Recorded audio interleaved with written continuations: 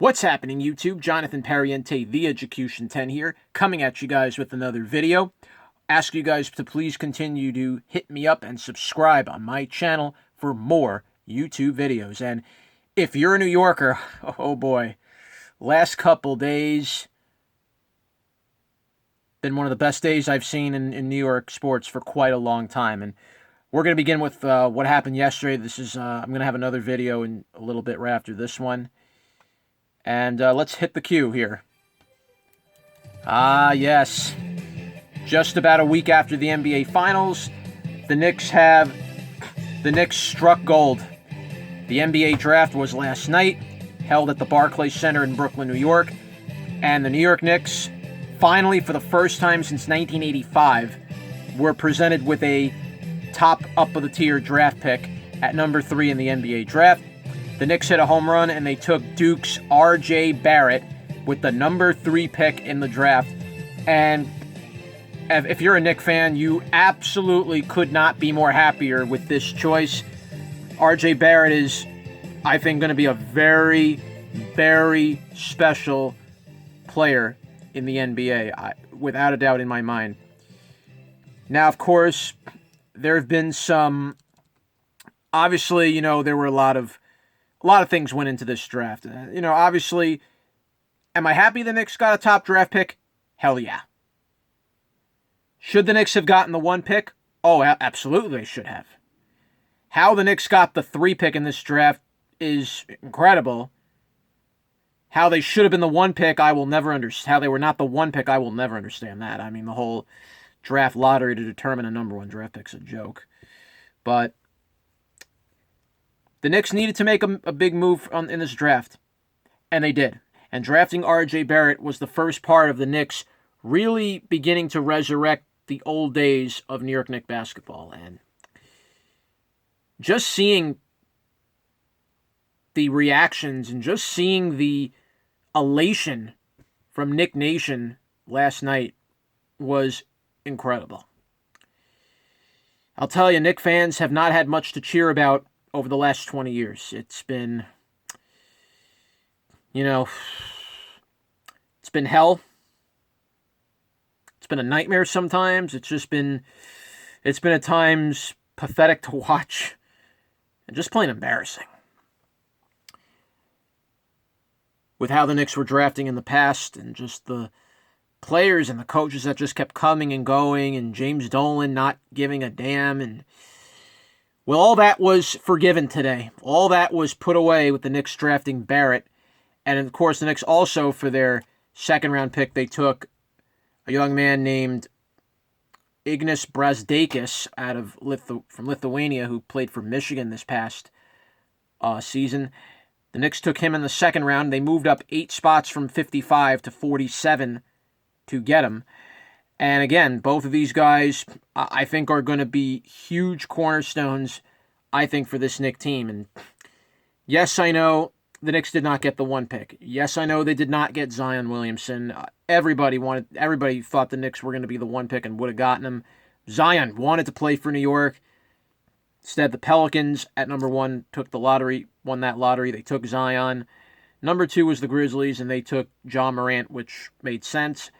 And the Knicks came in and took R.J. Barrett. And there were a lot of, you couldn't be any more happier for the Knicks. And you hope that this is now the beginning of the turnaround. And who else the Knicks will surround R.J. Barrett with, we're going to find out very soon. But R.J. Barrett, let's just go into a little detail about this young man for a moment. R.J. Barrett played 1 year in college. He's coming into this year.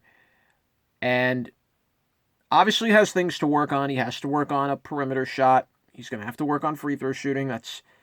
Those are things that he'll learn as he gets accustomed to the NBA. But this guy can take over a game. He makes other players come to him, and then he lets other players be open. So he will be a guy that you want to get the ball to in the post, which he can shoot extremely well from. He's a good guy that can attack the net. Pretty much like what a point guard does. He's a shooting guard. But it's something you want, and you want a good nucleus to build around with this guy. And the Knicks now have money to spend this offseason. They have the money to sign at least 2 big free agents. that I think will be imperative for R.J. Barrett to have playing alongside him.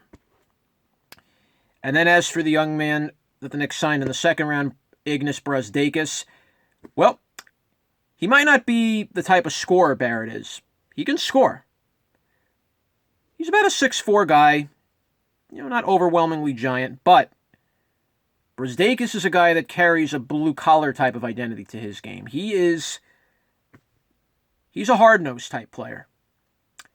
And that's something the Knicks haven't had for a long time, since probably the days of Oakley and maybe the days of Harper, perhaps. That was the last time the Knicks had a player like that. And is Brazdeikis going to add that mentality to the Knicks? We will see. We're going to see. But I think if you're the Knicks, if you are Scott Perry, this is a good first step for the Knicks to really turn their franchise around. They needed to get that franchise player that was going to be the new cornerstone. R.J. Barrett now is proving that he'll be that guy. And when you get a guy like Barrett that wants to come to New York, that wants to be a good player, forget that you just get a guy because he's so popular, the glamour, the attention, the media he gets. Barrett wants to be a Knick. He wants to succeed.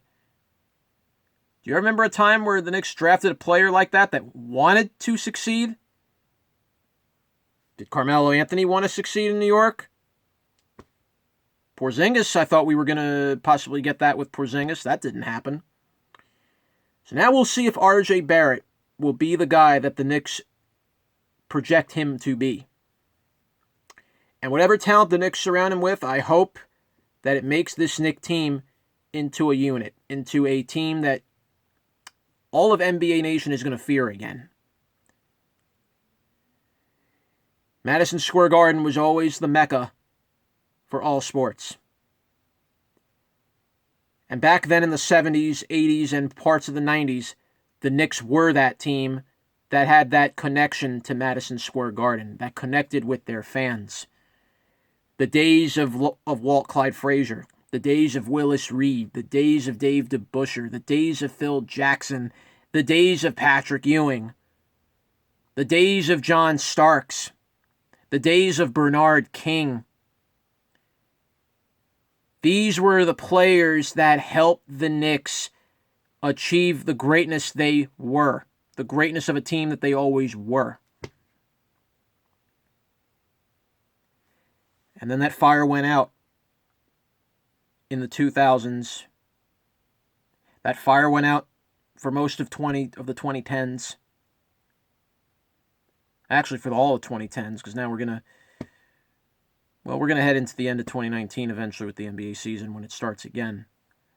But now here's the Knicks' chance to start 2020 anew.